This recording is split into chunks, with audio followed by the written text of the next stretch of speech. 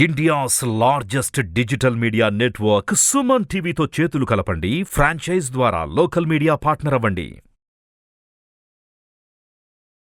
నమస్తే రజిత గారు. నమస్తే ఉషా. పేరెంటింగ్ టాపిక్స్ మనం మాట్లాడినప్పుడు చాలా మంది మన దగ్గర కౌన్సిలింగ్ వచ్చినప్పుడు నేను విన్న ప్రశ్న, మీ దగ్గర ఎవరైతే కౌన్సిలింగ్ వచ్చారో మా జీవితంలో సుఖమే లేదు, పిల్లలు పుట్టిన తర్వాత జీవితం బాగుంటుంది అనుకున్నామని ఆడవాళ్ళు మాట్లాడడం నేను విన్నాను. నాకు అప్పుడు అనిపించింది, భర్త ఎలా ఉంటే అసలు భార్య సుఖపడుతుంది, లైఫ్ని ముందుకు తీసుకెళ్ళగలుగుతుంది అంటారు. ఏముంటే సుఖపడుతుంది అని అడిగింది. బేసికల్గా మనకు పురాణాల్లో నుంచి వింటే కనుక ఒక భార్యకు ఒక చిన్న పోయమే రాశారు. భోజేషు మాత, కార్యేషు దాసి, కరణేషు మంత్రి. ఆకలేసినప్పుడు అమ్మలాగా అన్నం పెట్టాలి, పని అవసరం పడినప్పుడు ఇంటి పని కానీ తన ఒంటి పని కానీ కార్యేషు దాసిలాగా చెయ్యాలి. అదే నీకు ఏమీ తోచకుండా లేకపోతే నీకు ఏమైనా సలహాలు కావాలి అన్నప్పుడు ఒక మంత్రిలాగా సలహాలు కూడా ఇవ్వాలి.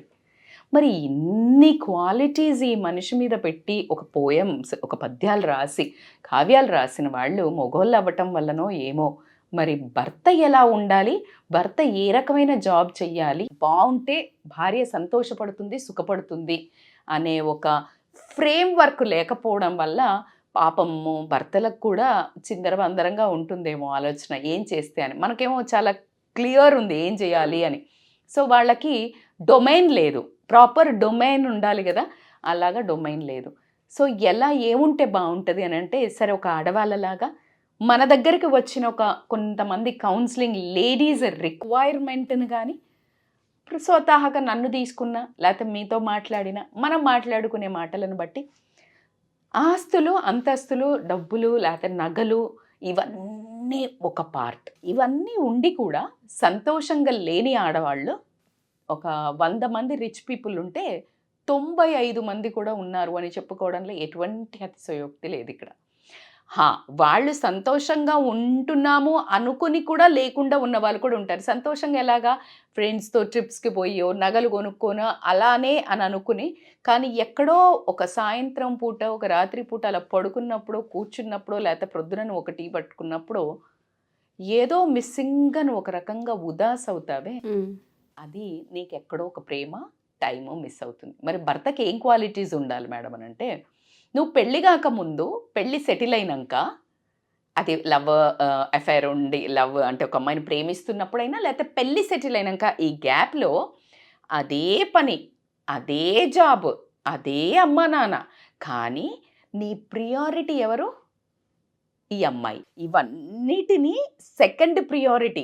ఏదనుకున్నా ఆగ మేఘాల మీద రావడం, అనుకున్న టైంకి ఆగ మేఘాల మీద వచ్చి ఉండి, ఇంకా తనకి అంటే ఆ పొగట్టం కానివ్వండి, లేకపోతే చిన్న చిన్నగా ఏదో తన కోసం చెయ్యడం కానివ్వండి, లేకపోతే గబుక్కున పెళ్ళి సెటిల్ అయ్యాక వాళ్ళ అమ్మా నాన్న ఈ అమ్మాయిని ఇలా అలా అంటే నువ్వు మాట్లాడకమ్మా ఏం కాదు అని ఆ ప్రొటెక్ట్ చెయ్యడం కానివ్వండి, వాళ్ళ ఫ్యామిలీ నుంచి కానివ్వండి, ఆ ఒక ఏదైతే ధైర్యం ఉంటుందో అదే సేమ్ ఉంటుందా మేడం ఇన్నేళ్ళు అంటే ఎందుకు ఉండకూడదు?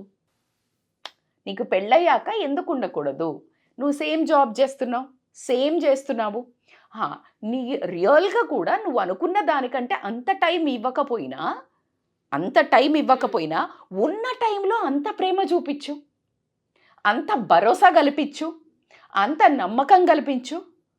అంత నీ వాళ్ళు కానీ, నీ వాళ్ళు అంటే నీ లైఫ్లో ఉండే ఎవరైనా కానివ్వండి, నీ అమ్మ నాన్న, చెల్లి, అక్క, అన్న, వదిన ఎవరైనా కానివ్వండి, ఎప్పుడైతే నీ భార్యను ఏదైనా ఒక మాట అంటున్నప్పుడు అటు తిరిగి ఈ అమ్మాయి నన్ను నమ్ముకొని ఎన్నో సంవత్సరాలు పెరిగిన ఊరుని, అక్క చెల్లెలను, అన్న తమ్ముల్ని, దోస్తుల్ని, పెద్దమ్మ పెద్దనాన్న అందరినీ వదిలేసుకొని ఒక అమ్మాయి నీ కోసం ఒంటరిగా డ్రెస్ మార్చుకున్నంత ఈజీగా ఇంటి పేరు మార్చుకొని వస్తే అవును, నువ్వేం చేస్తావు? ఇటువైపే నించొని చూస్తే ఆ ఒంటరితనాన్ని ఏ మనిషి కూడా తట్టుకోలేదు.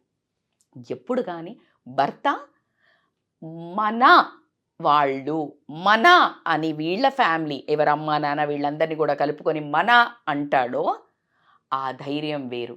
కానీ మీరు ఇప్పటి నుంచి గమనించండి, ఈ వీడియో చూసేవాళ్ళు మీరు గమనించండి, ఎప్పుడైతే అది ఆడవాళ్ళు కూడా మిస్టేక్ చేస్తుంటారు, మీ వాళ్ళు వచ్చారు, మా వాళ్ళు అన్నారు, మా అని మాట్లాడడం జరుగుతుంది.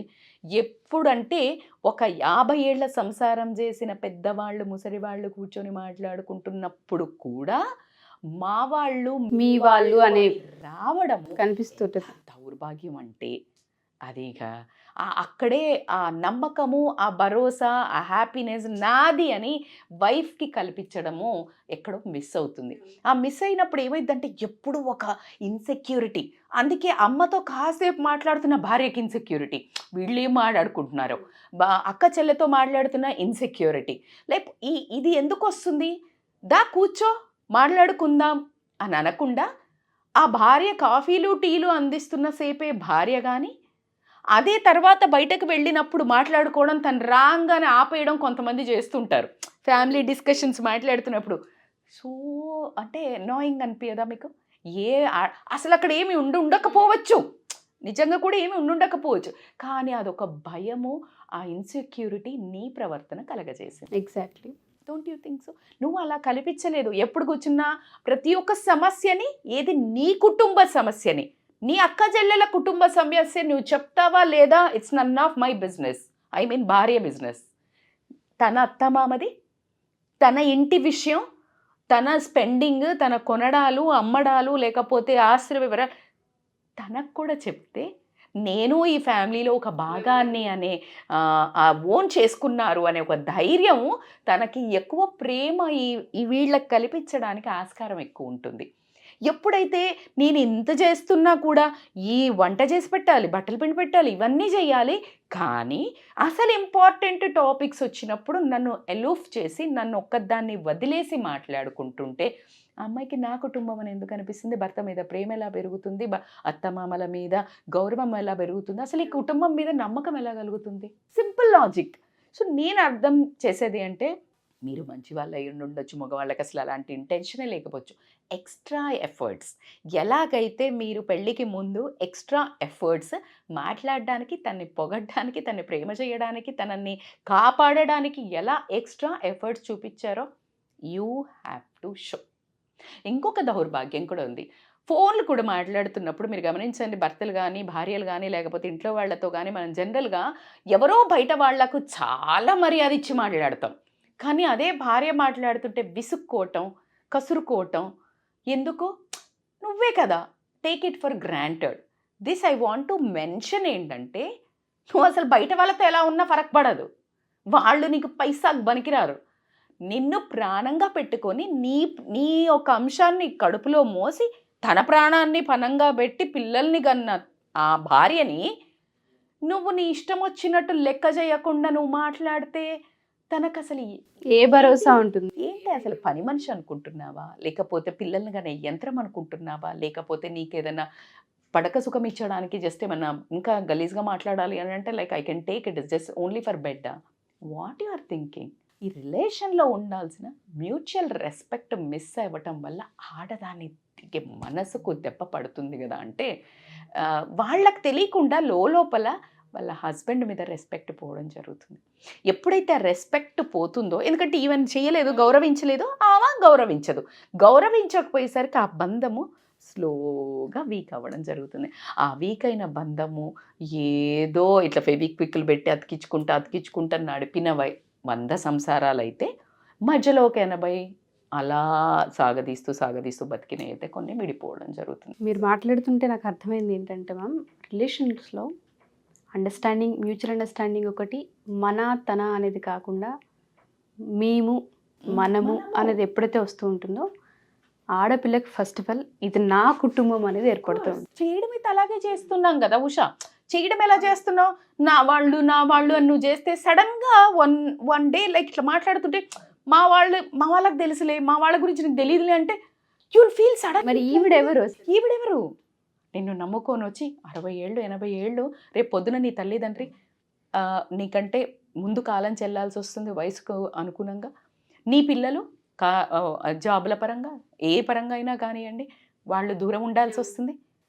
ఎంత కాదనుకున్నా నీ శరీరం కాకుండా నీకు తోడొచ్చేది మాత్రం భార్యకు భర్త, భర్తకి భార్య కొంచెం నోరు దగ్గర పెట్టుకొని రెస్పెక్ట్ చేయగలిగితే అద్భుతంగా ఉంటుంది. ఈ ఒక్క పాలసీని మర్చిపోకపోతే మాత్రం బాగుంటుంది. ఏదంటే ఇన్సూరెన్స్ పాలసీలు చేసుకుంటున్నారు చూడండి, ఎందుకు నాకు హెల్త్ బాగాలేకపోతే డబ్బు కట్టగలను. సో ఈ ఇన్సూరెన్స్ పాలసీ భార్య పాలసీ అని నేను ఒకటి చెప్తున్నాను. భార్యని ఇప్పటి నుంచే చాలా బట్టరింగ్ అనుకోండి, ప్రేమతో ఏమైనా చెయ్యండి, ప్రేమతో కట్టి పడేసేయండి. ఎందుకంటే మీరిద్దరే ఉండబోతున్నారు. సో కాబట్టికే ఎంత ప్రేమ ఇప్పుడు ఇన్వెస్ట్ చేస్తే అప్పుడు ఆమె అంత ప్రేమ మిమ్మల్ని ప్రేమగా చూసుకోవడం జరుగుతుంది. కాబట్టికే it's a thumb rule. So policy భార్య policy. Thank you Rajitha garu. చాలామంది ఆడపిల్లలకి, ఆడవాళ్ళకి, ఎస్పెషల్లీ భర్తలకి ఇది ఒక మంచి ఇన్ఫర్మేషన్. థ్యాంక్ యూ అండి. Thank you so much. Thank you so much Usha.